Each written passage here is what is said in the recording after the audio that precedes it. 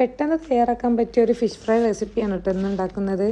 ആദ്യം തന്നെ fry pan എടുത്ത് കുറച്ച് വെളിച്ചെണ്ണ ഒഴിക്കുക. സ്റ്റൗ നമ്മളിപ്പോൾ തന്നെ കത്തിക്കണില്ലേ, കുറച്ച് കഴിഞ്ഞിട്ട് മസാലകളൊക്കെ ഇട്ട് മിക്സ് ആക്കിയതിന് ശേഷമാണ് സ്റ്റൗ കത്തിക്കുന്നത്. പിന്നെ ആദ്യം തന്നെ കുറച്ച് മഞ്ഞൾപ്പൊടി, 2 ടീസ്പൂൺ കാശ്മീരി മുളക് പൊടിയാണ് എടുക്കുന്നത്. ഞാൻ 8 എരിവില്ലാത്ത കാശ്മീരി മുളക് പൊടി കേട്ടോ, അതാകുമ്പോൾ ഒന്നുകൂടെ കളറും പിടിക്കും, കാണാനും നല്ല ഭംഗിയാണ്. ഇതിട്ട് നന്നായിട്ട് മിക്സ് ചെയ്യുക. പിന്നെ 1 ടീസ്പൂൺ ഉപ്പും കൂടി ഇട്ടിട്ട് സ്റ്റൗ ഓണാക്കാം. നമുക്ക് ചെറിയ തീയിലാണ് കേട്ടോ ഇടേണ്ടത്, അല്ലെങ്കിൽ മസാല പെട്ടെന്ന് കരിയും, കരിഞ്ഞൊരു ചുവ ഉണ്ടാവും.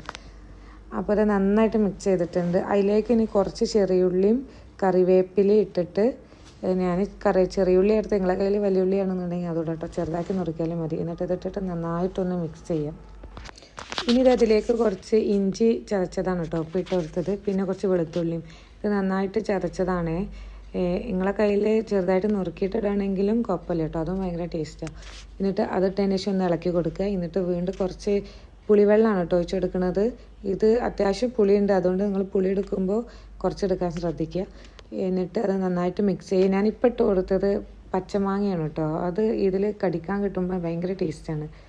അങ്ങനെ ഇതാണ് ഞാൻ ഇന്ന് എടുത്തിട്ടുള്ള മീൻ, നെയ്മീനാണ്. ഇത് ഞാൻ വെച്ചുകൊടുക്കുന്നത് ഫ്രൈ പാനിൽ സ്ഥലമില്ലാത്തതുകൊണ്ട് ഞാൻ 2 പീസ് ഇട്ട് കൊടുത്തിട്ടില്ല, അപ്പോൾ ഒരെണ്ണമാണ് വെച്ചെടുത്തത്, പിന്നെ ഒരു പീസും. അങ്ങനെ ഇതിൻ്റെ മുകളിൽ കുറച്ച് മസാല നമുക്ക് ഇട്ട് കൊടുക്കാം. എന്നിട്ട് ഇതൊരു 5 മിനിറ്റ് മതി കേട്ടോ ഒരു ഭാഗം വേവാൻ, വളരെ കുറച്ച് സമയം മതി. ഇതിൻ്റെ ഉള്ളിലിരുന്ന് വേഗം വേവും ചെയ്ത്. ഇപ്പോൾ ഈ കാണുന്ന ഗ്രേവി ഒന്നും ഉണ്ട് വറ്റും കേട്ടോ. ഇനി നമുക്ക് മസാല ഇതിന് മേലെ വെച്ചിട്ട് ഒരു 5 മിനിറ്റ് വെയിറ്റ് ചെയ്യാം. ഇതുണ്ടാക്കുന്ന കൂടെ തന്നെ ഞാൻ ഇതിൻ്റെ കൂടെ കഴിക്കാൻ വേണ്ടിയിട്ടാണ് കേട്ടോ ഈ ദോശ ഉണ്ടാക്കുന്നത്. ദോശ റെഡി ആയപ്പോൾ തന്നെ നമ്മൾ ടേസ്റ്റ് ചെയ്ത് നോക്കി കേട്ടോ, നല്ല ടേസ്റ്റ് ഉണ്ട്. ദോശൻ്റെ കൂടെ കഴിക്കാൻ, നിങ്ങൾക്ക് ചപ്പാത്തിൻ്റെ കൂടെ ചോറിൻ്റെ കൂടെ ഒക്കെ കഴിക്കാം. അപ്പോൾ ഞാൻ ഗ്യാസ് സ്റ്റൗവിൽ നിന്ന് എടുത്ത് ടേസ്റ്റ് ചെയ്യണം കേട്ടോ, നല്ല അടിപൊളി ടേസ്റ്റ് ഉണ്ട്. അപ്പോൾ ഇന്ന് ഇത്രയേ ഉള്ളൂ. Thank you.